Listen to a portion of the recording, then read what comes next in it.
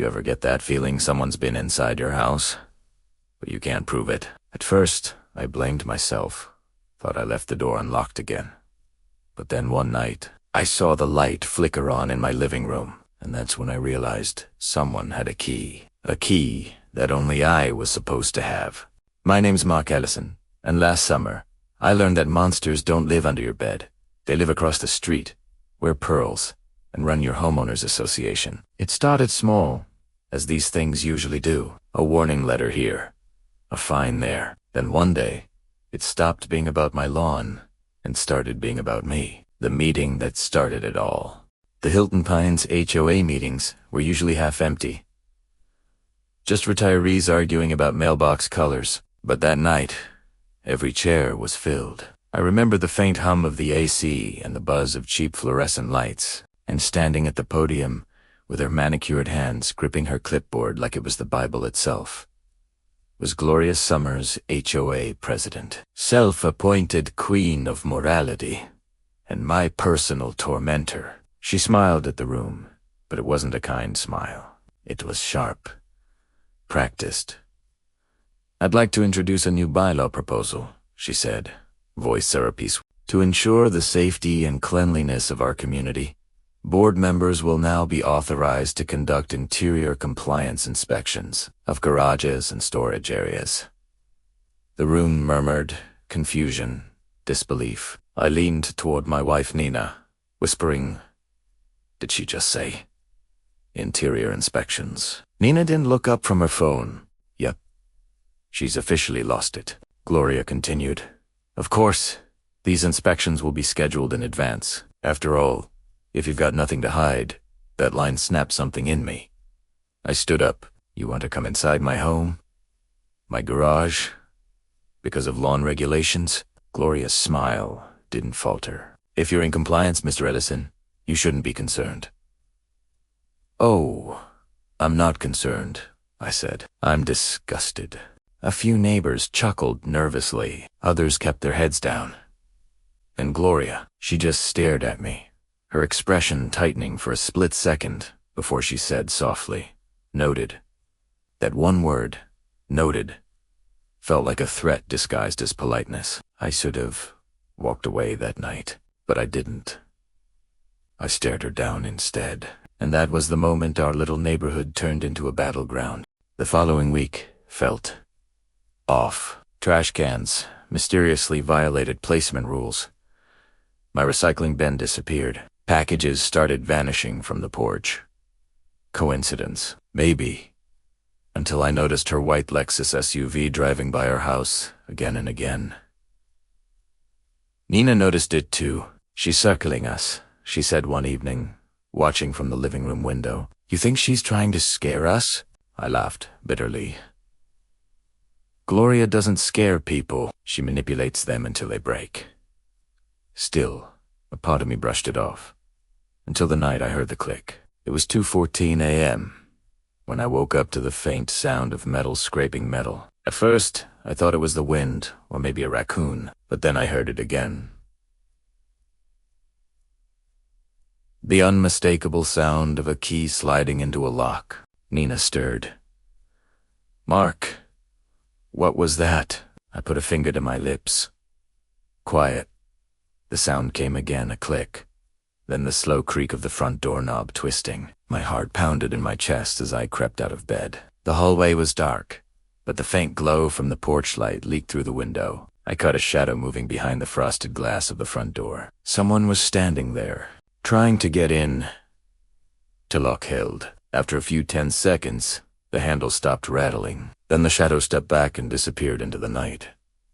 I didn't sleep again after that. The next morning, I checked the front lock. There were tiny scratches near the keyhole.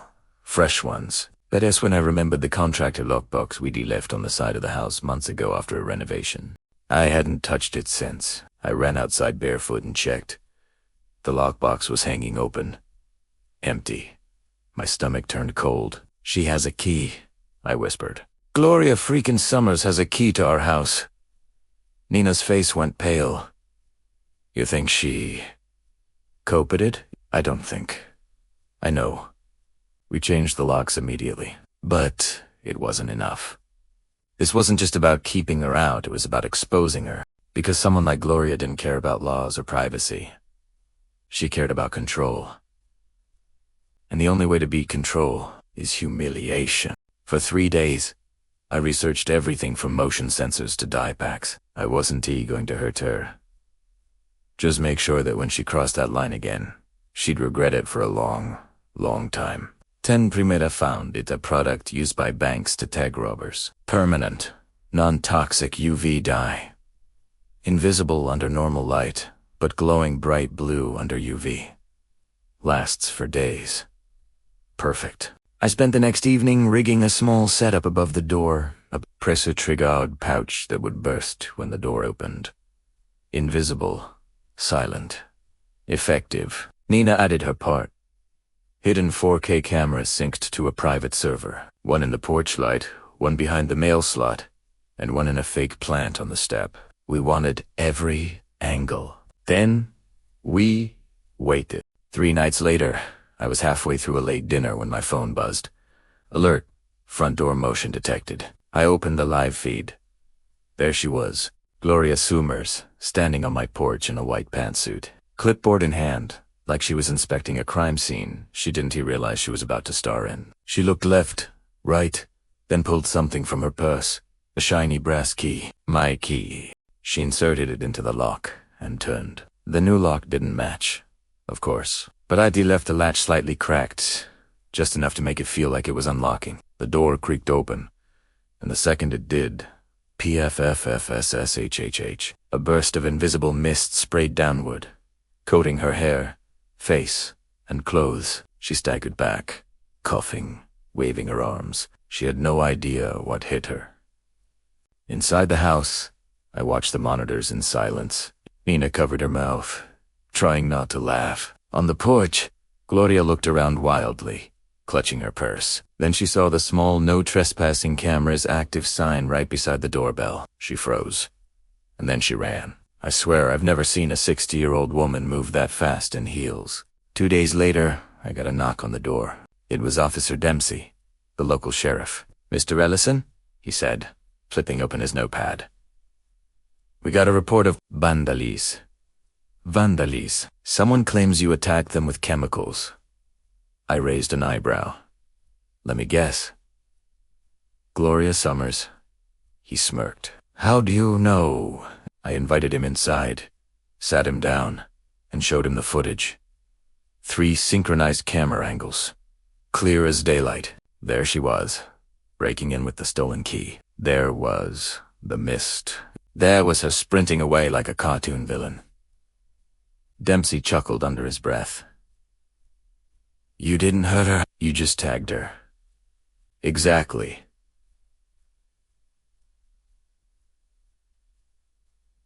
He scribbled something down. "You know, that dye stuff. Glows bright under UV light. Hard to wash off." I nodded. "Oh, I know." He left shaking his head, muttering something about neighborhood soap operas. That weekend was the annual HOA picnic. The whole neighborhood showed up. Free food, fake smiles, and Gloria in her usual pristine white outfit. Or so she thought, because when the afternoon sun shifted, and the local news cameras, yes, I may have called them, started filming a community segment, the UV Rakti dye on her hairline and hands lit up bright electric blue. It glowed.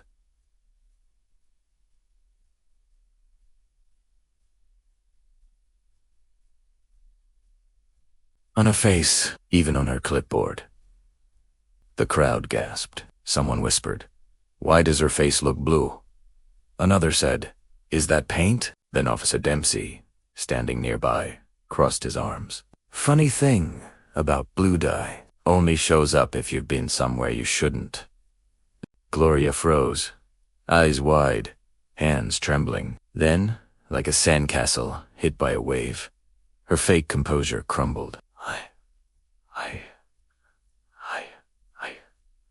was checking on security stammer, but nobody believed her. Within a week, she resigned from the HOA for personal reasons.